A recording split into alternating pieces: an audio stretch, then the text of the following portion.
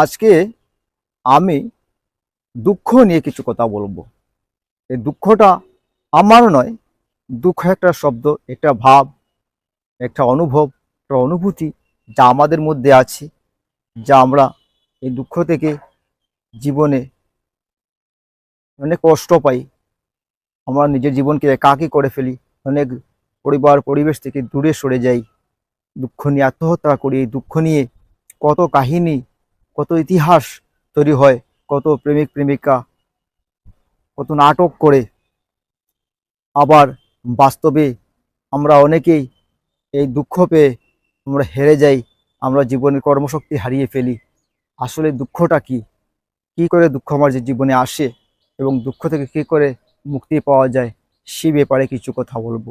দুঃখ একটা শব্দ যার ইংরেজি হচ্ছে স্যাড, ইংরাজিতে স্যাড বলে। তো এই স্যাড যে শব্দটা আমি আমার ক্ষুদ্র জ্ঞান থেকে যার বিশ্লেষণ করে দেখলাম যে স্যাড, SAD, স্যাড। এস মানে স্টে, এ মানে অ্যালোন, ডি মানে ডিস্টেন্স। যা আমার জীবনকে, আমার পরিবার, আমার পরিবেশ, আমার সমাজ থেকে একাকী করে দেয়। সে দুঃখ, যে দুঃখ আমাকে দূরে নিয়ে যায়, ডিস্টেন্স আমার জীবনকে, আমার জীবনের মধ্যে দূরত্ব বাড়িয়ে দেয়। আমার পরিবারের সঙ্গে, আমার পরিবেশের সঙ্গে, আমার সমাজের সঙ্গে আমার দূরত্ব বাড়িয়ে দেয় দুঃখ। হ্যাঁ, তাই দুঃখটা আমার জীবনকে একাকী করে দেয়। দুঃখ আমার জীবনকে দূরে সরিয়ে নিয়ে যায় আমার পরিবেশ থেকে। যেহেতু আমি শ্রী শ্রী ঠাকুর অনুকূল চন্দ্রের সদ্দীক্ষায় দীক্ষিত এবং সেই হিসাবে তারই দৃষ্টিকোণ থেকে তাকে ভালোবেসে আমি যতটুকু বুঝতে পেরেছি সে দুঃখ নিয়ে আমি কিছু কথা বলবো। আপনার সঙ্গে থাকবেন, ভালো লাগলে শেয়ার করবেন, সবার কাছে পৌঁছে দেওয়ার চেষ্টা করবেন।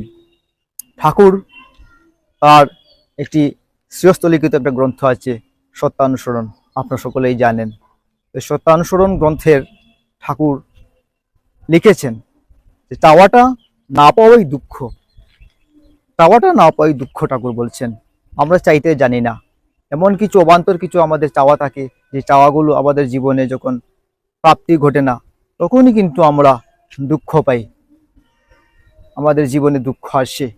ঠাকুর বলছেন কোনো কিছু চেয়েও না, সব অবস্থায় রাজি থাকো, দুঃখ তোমায় স্পর্শ করতে পারবে না। ঠাকুর বলছে, ঠাকুর সমাধান করে দিলেন যে কোনো কিছু চেয়েও না, সব অবস্থায় রাজি থাকো। সব কিছুর মধ্যে রাজি, সব কিছুর মধ্যে রাজি থাকা, রাজি থাকলে যখন আমার কিছু চাওয়া থাকবে না, আমি সর্বাবস্থায় রাজি থাকবো, তখন কিন্তু আমার জীবনে আর দুঃখ আসবে না। ঠাকুর বললেন যে কোনো কিছু চেয়েও না, সব অবস্থায় রাজি থাকো, দুঃখ তোমায় স্পর্শ করতে পারবে না। ঠাকুর বলে দিলেন। আরেকটা জায়গায় ঠাকুর বললেন, সত্যানুসরণ গ্রন্থেরই একটা জায়গায় বললেন, জগতে মানুষ যত কিছু দুঃখ পায় তার অধিকাংশ কামিনী কাঞ্চনে আসক্তি থেকে আসে। কামিনী, এই দুইটি শব্দ ঠাকুর বললেন, কামিনী এবং কাঞ্চন। এই কামিনী এবং কাঞ্চনের প্রতি যে আসক্তি, সেই আসক্তি থেকেই মানুষের অধিকাংশ দুঃখের জন্ম হয়। এই কামিনী এবং কাঞ্চনটা কি? কামিনী মানে কাম, মানে ইন্দ্রিয় সুখ।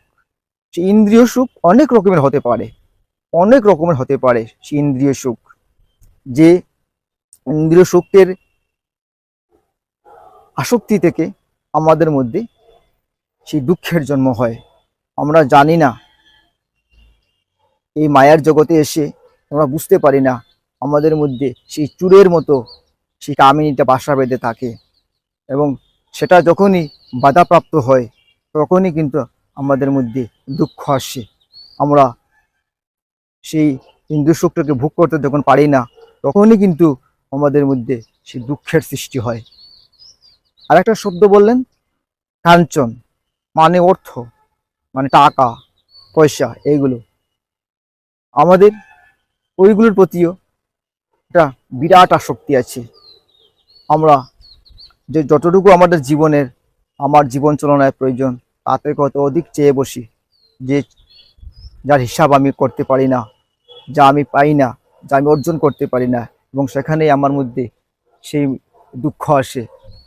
যার জন্য ঠাকুর বললেন যে জগতে মানুষ যত কিছু দুঃখ পায় তার অধিকাংশ কামিনী এবং কাঞ্চনে আসক্তি থেকে আসে।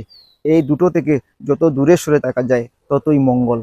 ঠাকুর বললেন এই দুটো থেকে যত দূরে থাকা যায় ততই মঙ্গল, দূরে থাকতে হবে। আর একটা জায়গায় ঠাকুর এই সত্যানুসরণ গ্রন্থের একটা জায়গায় লিখলেন যে দুঃখ কারো প্রকৃতিগত নয় গো, তাকে ইচ্ছে করলেই তাড়িয়ে দেওয়া যেতে পারে। হ্যাঁ, আসলে তাই। সেই দুঃখ আমাদের প্রকৃতিগত নয়, আমাদের কর্মের ফলেই আমাদের জীবনে দুঃখ আসে। সেটা আমার প্রকৃতিগত নয়, আমরা নিয়ে আসি না। ঠাকুর বললেন তাকে ইচ্ছে করলেই তাড়িয়ে দিতে পারে। এরকম করে ঠাকুর অনেক কথা এই দুঃখের উপরে বলেছেন। সেখান থেকে কী করে আমি মুক্তি পেতে পারি তার সমাধান ঠাকুর বলে দিয়েছেন। ছড়ার বাণীতেও দুঃখ সম্পর্কে ঠাকুর অনেক কথা বলেছেন। একটা জায়গায় বলছেন যে না করে যে পেতে চায়, দুঃখ তার পিছে ধায়। হ্যাঁ, আসলে তাই। আমরা কিছু করব না, পাওয়ার আশা করব, সেখান থেকে কি প্রাপ্তি ঘটবে? কখনো হয় না। চাওয়াটা, আমার চাওয়াটা যে যে মাফিক হবে সেই মাফিক আমাকে করতে হবে, কাজ করতে হবে। না করলে পাওয়া আমার প্রাপ্তি ঘটবে না। ঠাকুর বললেন যে না করে যে পেতে চায়, দুঃখ তার পিছে দেয়। যাই হোক, এই দুঃখ, এই দুঃখ শব্দটা নিয়ে আমার ক্ষুদ্র জ্ঞান থেকে আমার অনুভবের কথা এই ভিডিওর মাধ্যমে তুলে ধরলাম।